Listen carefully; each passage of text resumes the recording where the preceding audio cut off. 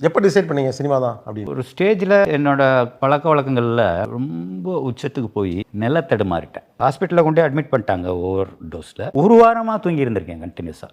Almost முடிஞ்சு அப்படின்ற ஒரு சூழ்நிலை வந்துருச்சு. வீட்லேயுமே அப்படி தான் நினச்சிட்டாங்க. பெற்றவங்களும் கூட பிறந்தவங்க எல்லோரும் இன்னும் ஒரு வருஷம் தாங்கும், அது வரைக்கும் அவன் எப்படி இருக்கிறான்னு இருந்துட்டு போட்டோம் அப்படின்னு விட்டுட்டாங்க. அந்த சூழ்நிலையில் எடுத்த ஒரு முடிவு தான். ட்ரை பண்ணி பார்ப்போமே, படிப்பு இல்லை, வேறு எந்த வேலைக்கும் நம்ம லாயக்கு இல்லை. இப்போ ஓப்பன் ஃபீல்டுன்னு எதா சினிமா தான், எதுவுமே தேவையில்லை, உழைப்பு இருந்தால் போதும். ஓகே, சினிமா பார்க்குற அனுபவம் இருக்குது, போவோம், யார் இவர் பார்ப்போம். ஏன்னா இவர் பாலுமேந்திரா சார்ன்றது அவர் அப்படி ஒரு பவர் இருந்தது.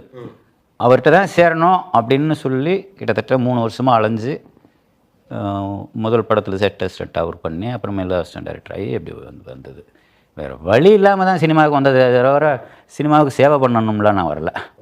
அதாவது ஒரு படம் எடுக்கணும் அப்படிலாம் இல்லை, எதுவும் இல்லை, இதையாவது நம்ம பிடிப்போம். போகிறோம், நான் இப்படி அது பாடு படப்போகிறோம்னு நினச்சேன். ஆனால்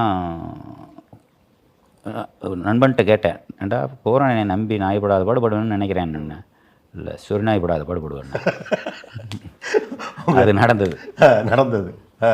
நீங்கள் நினச்சதை விட மோசமாக இருந்தது. ரொம்ப மோசமாக இருந்தது. ஓகே, பட் ஆனால் ஒரு கட்டத்தில் வந்து எக்ஸ்ட்ரீமுக்கு போயிட்டேன் அப்படிங்கிறீங்க.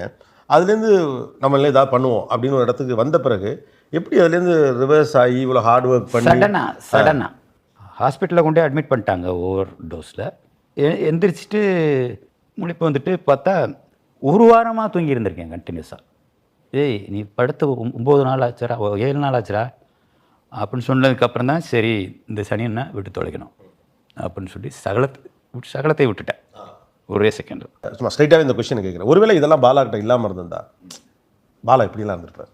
இந்நேரம் இருந்திருக்க மாட்டேன். இருந்திருக்க மாட்டேன், உயிரோடு இருந்திருக்க மாட்டேன். அப்படியே அது புரியல எனக்கு.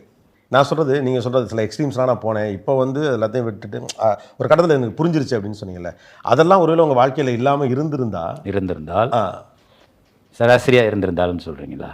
இந்த சிக்கல்கள்லாம் இல்லாமல் கொஞ்சம் கரெக்டாக அப்படியே வந்திருந்தா வேறு மாதிரி இருந்திருப்போம் அப்படின்னு உங்களுக்கு யோசனை வந்தது உண்டான? இல்லை, நிச்சயமாக இருந்திருக்க மாட்டேன். ஒன்று நான் கொலை செய்யப்பட்டிருக்கணும், இல்லை இயற்கையிலே நம்ம அடைஞ்சிருக்கணும். ரெண்டில் ஏதோ ஒன்று தான் நடந்திருக்கும். வாழ்ந்து காட்டியிருக்க முடியாது. ஒருவேளை சினிமா உங்களை காப்பாற்றிச்சுன்னு தான் எடுத்து காப்பாற்றிச்சுன்னா சொல்லலாம். சினிமாவை காப்பாற்றணும் அப்படிலாம் இல்லை, சினிமா தான் நம்மளை காப்பாற்றுது.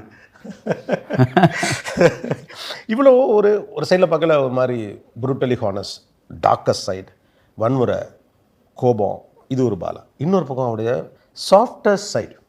ஓகே, எப்படி இப்படி மனுஷன் இவ்வளோ சீரியஸான, நம்ம வெளியில் நம்ம பார்க்குறப்பையும் பாலா ஒரு சீரியஸான ஆளாக. ஐயோ சரி, அது ஒரு கதை இருக்குது.